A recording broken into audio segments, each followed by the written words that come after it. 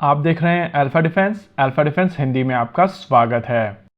आज के इस वीडियो में हम लोग बात करने वाले हैं पाकिस्तान के बारे में और समझने की कोशिश करेंगे कि क्या ये सही समय है पाकिस्तान के ऊपर एक और एक्शन लेने का।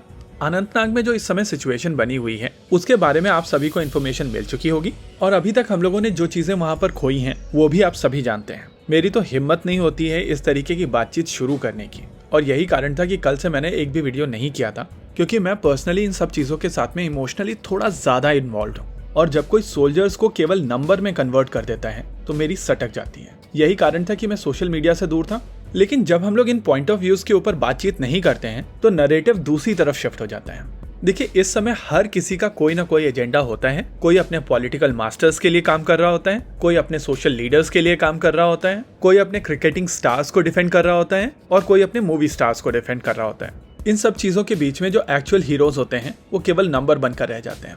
वैसे साल 2020 से अभी तक कई सारे अटैक्स हो चुके हैं और तब से एक नैरेटिव बनाया जा रहा है कि जो लोकल टेररिस्ट ग्रुप्स हैं उनकी तरफ से अटैक किए जा रहे हैं।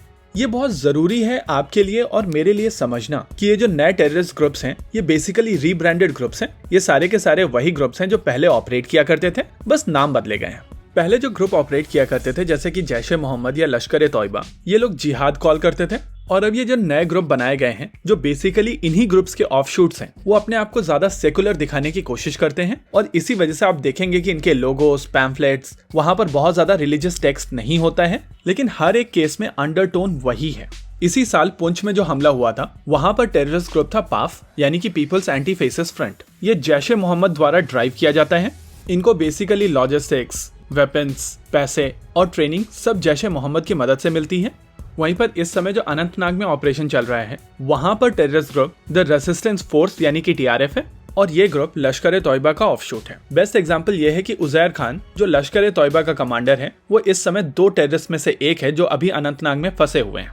यानी कि ओवरऑल यहाँ पर एक चीज क्लियर है कि ये सारे के सारे टेररिस्ट ऑर्गेनाइजेशन का ओरिजिन पाकिस्तान से है और ये जो नैरेटिव बनाया जा रहा है कि ये सारे के सारे लोकल टेररिस्ट ग्रुप्स हैं वो बिल्कुल गलत है। अब जब हम लोग ये चीज समझ चुके हैं कि ओरिजिन बेसिकली पाकिस्तान है तो ये चीज ऑब्वियस हो जाती है कि जो ट्रीटमेंट हम लोग कश्मीर में दे रहे हैं वो सही नहीं है। वो घाव के ऊपर बैंडेड लगाने वाली बात हुई। देखिए, पाकिस्तान के साथ में हम लोगों ने जो सीज फायर साइन किया है उसके बाद पाकिस्तानी फोर्सेस काफी ज्यादा रिलैक्स्ड हैं और उनके वेस्टर्न बॉर्डर पर जो सिचुएशन चल रही है उसको वो डील कर रहे हैं। लेकिन लश्कर ए तौयबा और जैश ए मोहम्मद अपना काम कर रहे हैं और इसी वजह से जरूरी है कि हम लोग लगातार ये लॉन के ऊपर जो घास उग रही है उसको लगातार काटते रहें। यहाँ पर बात केवल एक एयर स्ट्राइक या एक सर्जिकल स्ट्राइक से नहीं बनेगी, यहाँ पर कंटिन्यूअस ऑपरेशंस की आवश्यकता है।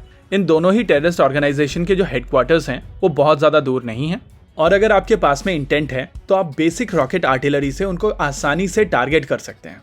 आप सभी को पता होगा कि जियाउल हक की एक पॉलिसी थी जिसको वो कहता था कि 1000 ईयर वॉर, जिसका बेसिक कॉन्सेप्ट था कि ब्लीड इंडिया विद 1000 कट्स, जहां पर इसी तरीके के छोटे छोटे अटैक्स करके इंडिया को लगातार ब्लीड करने की कोशिश की जाएगी। पाकिस्तान आज भी उस चीज को फॉलो कर रहा है और जब तक इंडिया की तरफ से काउंटर स्ट्रेटेजी बनाकर इस चीज को एड्रेस नहीं किया जाएगा तब तक ये प्रॉब्लम्स चलती रहेंगी। ऐसा नहीं है कि हम लोगों की तरफ से कोई भी एक्शन नहीं लिया जा रहा है, एक्शन लिए जा रहे हैं, लेकिन कॉस्ट एंड कॉन्सिक्वेंसेस बढ़ाने की जरूरत है और कुछ ओवर्ट एक्शंस लेने की भी आवश्यकता है। यहाँ पर at least 1000 cuts for a single cut होना चाहिए और जब तक इसी तरीके से कॉस्ट एंड कॉन्सिक्वेंसेस बढ़ाए नहीं जाएंगे तब तक पाकिस्तान को इसका दर्द समझ नहीं आएगा और जब तक उनको दर्द नहीं होगा तब तक घर में किए जाने वाले ऑपरेशंस का बहुत ज्यादा फायदा हम लोगों को मिलने वाला नहीं है। देखिए, पाकिस्तान की इकोनॉमी की हालत खराब है और हर बीतते दिन के साथ में उनकी स्थिति और ज्यादा खराब होती जा रही है। यहाँ पर जरूरत है कि इस प्रोसेस को एक्सपेडाइट किया जाए ताकि घाटी में जो लोग इन टेररिस्ट ऑर्गेनाइजेशंस के साथ में जुड़ने की कोशिश करें उनकी होप को खत्म किया जा सके। इसी के साथ आज के इस वीडियो में रखते हैं केवल इतना ही। वीडियो को अंत तक देखने के लिए धन्यवाद। देखते रहिए अल्फा डिफेंस। जय हिंद।